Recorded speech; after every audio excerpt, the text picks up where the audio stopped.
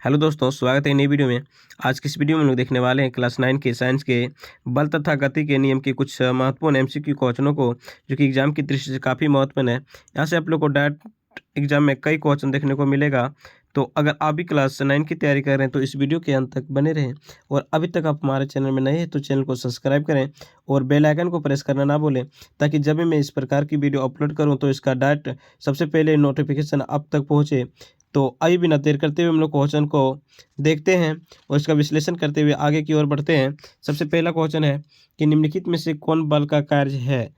चाल में परिवर्तन, वस्तु की गति की दिशा में परिवर्तन, आकृति में परिवर्तन, उपरोक्त सभी। जैसे बल क्या कर सकते हैं? चाल में परिवर्तन कर सकता है, वस्तु की गति की दिशा में परिवर्तन कर सकता है, किसी वस्तु की आकृति में भी परिवर्तन कर सकता है। तो इसका करेक्ट आंसर हो जाएगा उपरोक्त सभी, option number D. Question number 2 में कह रहा है कि निम्न से कौन सदिश राशि है? निम्न में से कौन सदिश राशि है? कार्य, चाल, द्रव्यमान और बल। ठीक है, तो इसका सही उत्तर हो जाएगा ऑप्शन नंबर डी, बल। बल जो है एक सदिश राशि है। आप लोग साथ ही साथ याद रखिएगा, बल का जो सही मात्रक होता है वो न्यूटन होता है। ठीक है, जबकि चाल का जो सही मात्रक होता है वो मीटर पर सेकेंड होता है। ठीक है, कार्य का जो सही मात्रक होता है वो जूल होता है। ठीक है, याद करते जाइएगा। क्वेश्चन नंबर 3 में कह रहा है कि वह बिंदु जिस पर बल लगता है उसे क्या कहते हैं? प्रकाशीय बिंदु, मूल बिंदु, प्रारंभिक बिंदु और लगाव बिंदु। तो इसका सही उत्तर हो जाएगा लगाव बिंदु। ठीक है, option number D. Question number 4 कह रहा है किसी वस्तु पर लगने वाले सभी बलों का परिणामी बल यदि शून्य हो तो उससे हम लोग क्या कहते हैं? देखिए, यदि परिणामी बल शून्य हो तो उसे हम लोग कहते हैं संतुलित बल। ठीक है, अगर परिणामी बल शून्य से अधिक हो तो उसे हम लोग बोलते हैं असंतुलित बल। ठीक है, संतुलित बल जब लगता है तो उसमें वस्तु किसी भी दिशा में गति नहीं करती है। तो इसका करेक्ट आंसर हो जाएगा ऑप्शन नंबर बी, संतुलित बल। क्वेश्चन नंबर 5 में कह रहा है यदि परिणामी बल 5 न्यूटन हो तो वह किस प्रकार का बल है? देखिए, यदि परिणामी बल 5 न्यूटन यानी कि 0 से ज़्यादा है तो यह एक असंतुलित बल हो जाएगा। ठीक है, नेक्स्ट में देख रहे हैं कि चित्र में दिया गया बल किस प्रकार का है? 5 न्यूटन, 15 न्यूटन। देखिए, इधर से 15 न्यूटन लग रहा है, इधर से 5 न्यूटन लग रहा है, तो संतुलित बल तो हो नहीं सकता है, असंतुलित बल है। तो इसका करेक्ट आंसर हो जाएगा ऑप्शन नंबर बी, असंतुलित बल। क्वेश्चन नंबर 7 कह रहा है गति उत्पन्न होता है संतुलित बल से, असंतुलित बल से, चुंबकीय बल से, घर्षण बल से। तो करेक्ट आंसर हो जाएगा असंतुलित बल से। क्वेश्चन नंबर 8 कह रहे हैं निम्न से कौन असंपर्क बल है? स्पर्श बल, तनाव बल, घर्षण बल और चुंबकीय बल। तो इसका करेक्ट आंसर हो जाएगा चुंबकीय बल। क्वेश्चन नंबर 9 कह रहे वस्तु का वह गुण जिसके कारण वह अपनी स्थिति को बनाए रखना चाहता है क्या कहलाता है? जड़त्व, चाल, गुरुत्वाकर्षण बल, जड़त्व कहलाता है। ठीक है, इसका करेक्ट आंसर हो जाएगा ऑप्शन नंबर ए, जड़त्व। क्वेश्चन नंबर 10 कह रहा है जब बाहरी असंतुलित बल शून्य है तब त्वरण का मान क्या होगा? जब बाहरी असंतुलित बल शून्य है तब त्वरण का मान क्या होगा? तो त्वरण का मान भी क्या हो जाएगा? शून्य हो जाएगा। क्वेश्चन नंबर 11 कह रहा है जब बस अचानक चलने लगती है तो तब यात्री पीछे की ओर किस कारण से गिर जाता है? तो गति के जड़त्व के कारण, विरामक के जड़त्व के कारण, संवेग संरक्षण के नियम के कारण, संवेग से। तो इसका जो करेक्ट आंसर हो जाएगा ऑप्शन नंबर बी, विराम के जड़त्व के कारण। क्वेश्चन नंबर 12 कह रहा है कि वस्तु का जड़त्व उसके खाली स्थान की माप है तो उसके द्रव्यमान की माप है। ठीक है, इसका करेक्ट आंसर हो जाएगा ऑप्शन नंबर सी, उसके द्रव्यमान की माप है। क्वेश्चन नंबर 13 कह रहा है एक वस्तु ए का द्रव्यमान 15 kg है, दूसरे वस्तु बी का द्रव्यमान 25 kg है, तो किसी वस्तु का जड़त्व अधिक होगा। तो किस वस्तु का जड़त्व अधिक होगा? तो बी का द्रव्यमान अधिक है तो बी का जड़त्व अधिक होगा। तो इसका करेक्ट आंसर हो जाएगा option number B. Question number 14 कह रहा है बल का मात्रक क्या होता है? देखिए, हमने जस्ट पहले बताया था कि बल का मात्रक जो होता है वो न्यूटन होता है। ठीक है, मीटर प्रति सेकंड किसका होता है? तो चाल का होता है और वेग का होता है। मीटर प्रति वर्ग सेकंड होता है त्वरण का, मीटर पर सेकेंड स्क्वायर। ठीक है, याद करते जाइएगा। क्वेश्चन नंबर 15 कह रहा है केजी मीटर पर सेकेंड स्क्वायर किसका मात्रक है? संवेग, बल, त्वरण, वेग। तो सही उत्तर हो जाएगा संवेग का। क्वेश्चन नंबर 16 किसी वस्तु के द्रव्यमान और वेग के गुणनफल को क्या कहते हैं? तो संवेग कहते हैं ना। तो इसका सही उत्तर हो जाएगा ऑप्शन नंबर ए संवेग। क्वेश्चन नंबर 17 कह रहे संवेग का मात्रक क्या है? केजी, केजी मीटर पर सेकेंड, केजी मीटर पर सेकेंड स्क्वायर, मीटर पर सेकेंड। इसका करेक्ट आंसर हो जाएगा option number C. Question number 18 कह रहे निम्न में कौन युग्म सदिश राशि है? सदिश द्रव्यमान और बल, बल और संवेग, चाल और द्रव्यमान, चाल और भार। तो इसका करेक्ट आंसर हो जाएगा बल और संवेग। क्वेश्चन नंबर 19 कह रहे किसी वस्तु में संवेग परिवर्तन की दर उस वस्तु पर लगे बल के क्या होता है? बराबर होता है, व्युत्क्रमानुपाती, उत्तर समानुपाती और इससे अधिक होता है। ठीक है, तो इसका करेक्ट आंसर हो जाएगा ऑप्शन नंबर सी समानुपाती होता है। क्वेश्चन नंबर 20 में कह रहा है कि किसी वस्तु पर लगा बल वस्तु के द्रव्यमान और उसके त्वरण के गुणनफल के बराबर होता है। ठीक है, तो आप लोग जानते हैं एफ बराबर जो होता है वो एम ए होता है ना। क्वेश्चन नंबर 21 में कह रहा है निम्नलिखित में कौन सही है? एफ बराबर एम ए बिल्कुल सही है। क्वेश्चन नंबर 22 कह रहा है अधिक किसी वस्तु का द्रव्यमान और त्वरण 2 गुना कर दिया जाए तो बल पर इसका क्या प्रभाव पड़ेगा? कोई प्रभाव नहीं होगा। 2 गुना हो जाएगा, 3 गुना हो जाएगा और 4 गुना हो जाएगा। तो इसका करेक्ट आंसर हो जाएगा 4 गुना हो जाएगा। ठीक है। क्वेश्चन नंबर 23 कहता है यदि किसी 5 kg वस्तु पर बल लगाकर 2 मीटर पर सेकेंड स्क्वायर का त्वरण उत्पन्न किया जाए तो वस्तु पर लगने वाले बल क्या होगा? तो बल बराबर क्या होता है? M A. ठीक है, तो 5 × 10, 5 × 2 = 10, तो 10 न्यूटन बल लगेगा। क्वेश्चन नंबर 24 कह रहे क्रिकेट के मैदान में बॉल को पकड़ते समय खिलाड़ी हाथ पीछे करता है क्योंकि बॉल को पकड़ने में आसानी हो, हाथ पर लगने वाला चोट कम हो, हाथ पर लगने वाला चोट अधिक करने के लिए हो, सीधा रेखा बनाने के लिए। जिसका सही उत्तर हो जाएगा हाथ पर लगने वाला चोट कम हो। क्वेश्चन नंबर 25 कह रहे न्यूटन के गति के किस नियम को मूल नियम कहते हैं? ठीक है, तो द्वितीय नियम को मूल नियम कहा जाता है। तो इसका सही उत्तर हो जाएगा ऑप्शन नंबर बी द्वितीय नियम।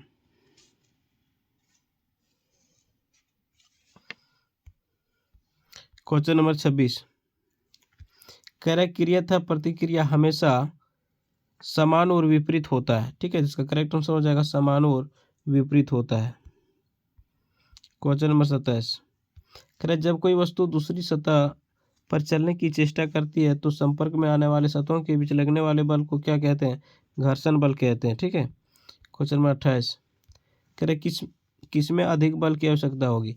2 kg द्रव्यमान वाले वस्तु में 5 मीटर पर सेकंड का त्वरण उत्पन्न करने के लिए, 1 kg द्रव्यमान वाले वस्तु में 10 मीटर पर सेकंड का त्वरण उत्पन्न करने के लिए, 3 kg द्रव्यमान वाले वस्तु में 5 मीटर पर सेकंड का त्वरण उत्पन्न करने के लिए। अगला है 4 kg द्रव्यमान वाली वस्तु में 5 मीटर पर सेकंड स्क्वायर का त्वरण उत्पन्न करने के लिए। ठीक है, तो इसका जो करेक्ट आंसर हो जाएगा ऑप्शन नंबर डी 4 kg द्रव्यमान वाले वस्तु में 5 मीटर पर सेकंड स्क्वायर का त्वरण उत्पन्न करने के लिए। क्वेश्चन नंबर 29 में कह रहा है न्यूटन का गति का पहला नियम किससे संबंधित है? देखिए, जो न्यूटन के गति का पहला नियम है वो किससे संबंधित है? तो जड़त्व से संबंधित है। क्वेश्चन नंबर 30 कह रहे न्यूटन के गति का दूसरा नियम किससे संबंधित है? ठीक है, संवेग से, त्वरण से, चाल से, संवेग में परिवर्तन की दर से। तो इसका करेक्ट आंसर हो जाएगा त्वरण से। क्वेश्चन नंबर 31 कह रहे न्यूटन के किस नियम से हमें बल की परिभाषा प्राप्त होता है? ठीक है, कह रहा है न्यूटन के किस नियम से हमें बल का परिभाषा प्राप्त होता है? गति का पहला नियम, गति का दूसरा नियम, गति का तीसरा नियम, इनमें से कोई नहीं। तो इसका करेक्ट आंसर हो जाएगा गति का पहला नियम। ठीक है, और गति के दूसरे नियम से बल का व्यंजक प्राप्त होता है एफ बराबर एम ए। और गति के पहले नियम से, ठीक है, बल का परिभाषा प्राप्त होता है। गति के तीसरे नियम से बल की प्रकृति का पता चलता है, बल की प्रकृति का पता चलता है। क्वेश्चन नंबर 32 कह रहा है एफ बराबर एम, ये न्यूटन के किस नियम को दर्शाता है? तो गति के दूसरे नियम को दर्शाता है। क्वेश्चन नंबर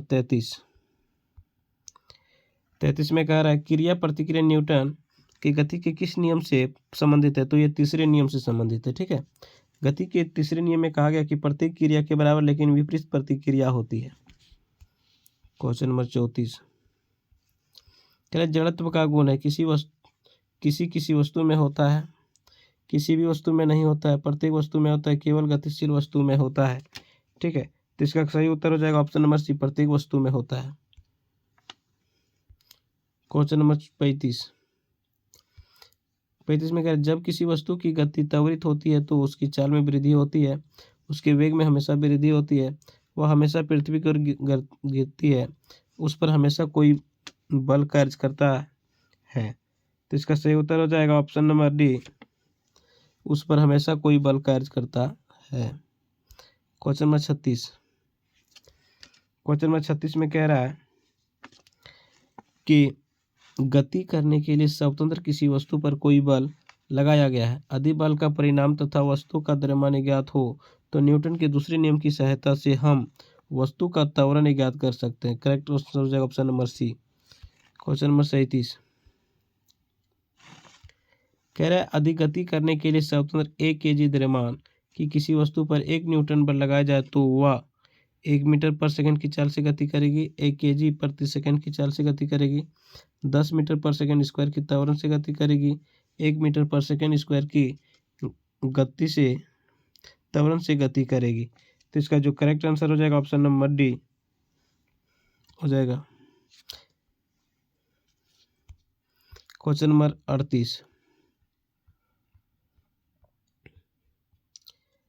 38 में कह रहा है कि यदि किसी वस्तु पर कोई बल लग रहा है तो वह बल की दिशा में त्वरित हो जाती है, इस प्रकार उत्पन्न त्वरण वस्तु पर लगे बल के समानुपाती होता है, वेग के समानुपाती होता है, द्रव्यमान के समानुपाती होता है और जड़त्व के समानुपाती होता है। तो इसका करेक्ट आंसर हो जाएगा ऑप्शन नंबर ए, लगे बल के समानुपाती होता है। 39 कोई अचर बल 5 kg द्रव्यमान की किसी पिंड में 0.08 मीटर पर सेकंड स्क्वायर का त्वरण उत्पन्न करता है तो वह बल का परिणाम होगा। ठीक है, तो जाएगा बल F बराबर एम ए, तो एम के 5 और ये का है 0.08 यानी कि 8×5=40, यहाँ पे 2 अंक का पॉइंट होगा 0.40 हो जाएगा, 0.04 हो जाएगा, यानी कि ऑप्शन नंबर बी करेक्ट हो जाएगा। क्वेश्चन नंबर 40 करे कोई बल 10 ग्राम द्रव्यमान ए में 8 मीटर पर सेकंड का त्वरण उत्पन्न करता है और कोई बल 20 ग्राम द्रव्यमान की कोई वस्तु भी में 5 मीटर पर सेकंड त्वरण उत्पन्न करता है, तो बी की अपेक्षा एक पर बड़ा बल लगा है, ए की अपेक्षा बी पर बड़ा बल लगा है, दोनों पर समान बल लगा है और ये भी दोनों पर लगा बल 0 है। तो इसका जो करेक्ट आंसर हो जाएगा ऑप्शन नंबर बी, ए और बी दोनों पर समान बल लगा है। ठीक है।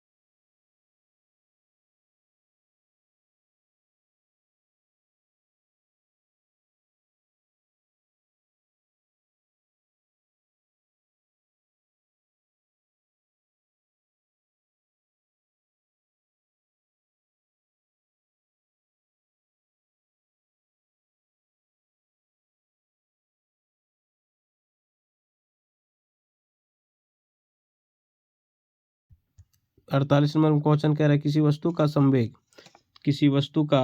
संवेग जो होता है द्रव्यमान और वेग दोनों पर निर्भर करता है। ठीक है, इसका करेक्ट आंसर हो जाएगा ऑप्शन नंबर सी।